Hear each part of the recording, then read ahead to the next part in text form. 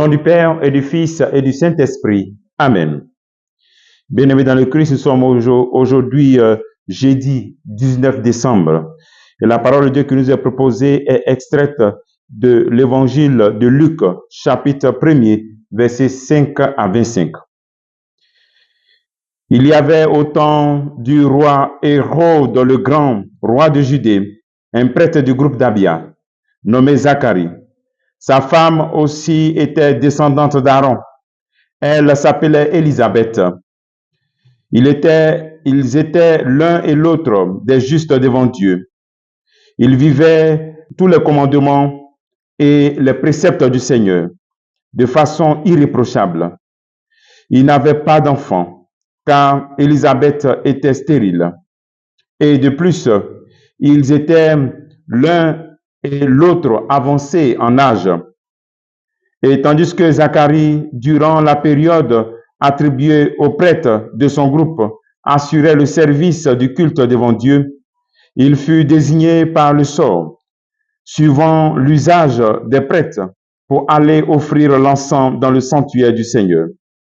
Toute la multitude du peuple était en prière au dehors.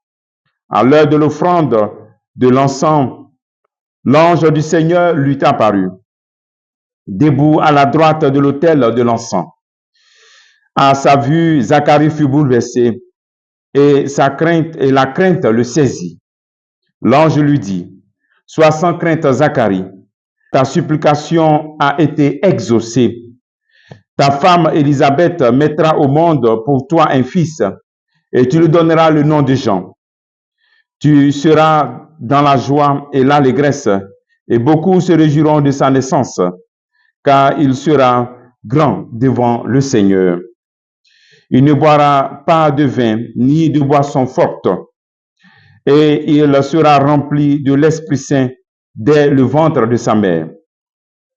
Il fera revenir de nombreux fils d'Israël au Seigneur leur Dieu. Il marchera devant, en présence du Seigneur, avec l'esprit et la puissance du prophète Élie, pour faire revenir le cœur des pères vers leurs enfants, et ramener les rebelles à la sagesse des justes, et préparer au Seigneur un peuple bien disposé. Alors Zacharie dit à l'ange, « Comment vais-je savoir que cela arrivera? Moi, en effet, je suis un vieillard, et ma femme est avancée en âge. » L'ange lui répondit, « Je suis Gabriel, et je me tiens en présence de Dieu. J'ai été envoyé pour te parler et à t'annoncer cette bonne nouvelle. Mais voici que tu seras réduit au silence, et jusqu'au jour où cela se réalisera, parce que tu n'as pas cru à mes paroles. Celles-ci s'accompliront en leur temps. » Le peuple attendait Zacharie et s'étonnait qu'il s'attarde dans le sanctuaire. Quand il sortit, il ne pouvait pas leur parler. Il comprit que dans le sanctuaire, il avait eu une vision. Il leur faisait des signes et restait muet. Lorsqu'il eut achevé son temps de service liturgique, il repartit chez lui. Quelque temps plus tard, sa femme Élisabeth conçut un enfant. Pendant 5 mois, elle garda le secret. Elle se disait, « Voilà ce que le Seigneur a fait pour moi. » En ces jours où il a posé son regard pour effacer ce qui était ma honte devant les hommes. Acclamons la parole de Dieu. Louange à toi, Seigneur Jésus. Voici cette longue lecture de l'expérience de Zacharie et d'Élisabeth. Le premier appel, c'est la description d'Élisabeth et de Zacharie. Ils étaient des hommes justes. Ils suivaient le commandement et les préceptes du Seigneur de façon irréprochable.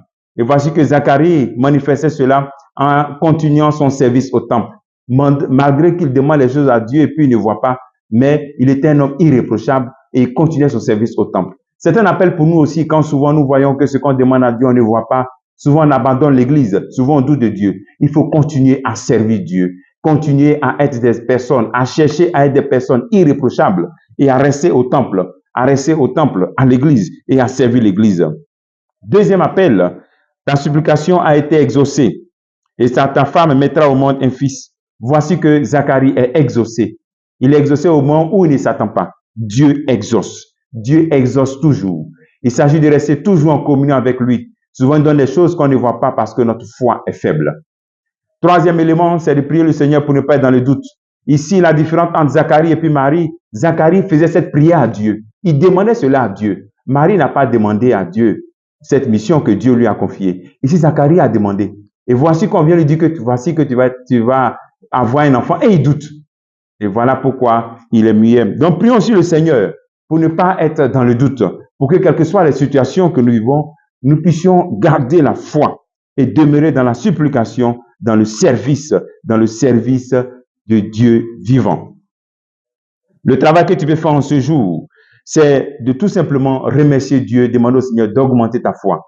Et je prie le Seigneur pour que cet ange Gabriel qui se tient en présence de Dieu puisse visiter aussi les couples qui écoutent ce programme, afin que le Seigneur leur donne de ne pas douter et que la gloire de Dieu se manifeste. Et comme à Zacharie et Élisabeth, que le Seigneur leur accorde cette grâce d'enfantement au nom du Père et du Fils et du Saint-Esprit. Amen.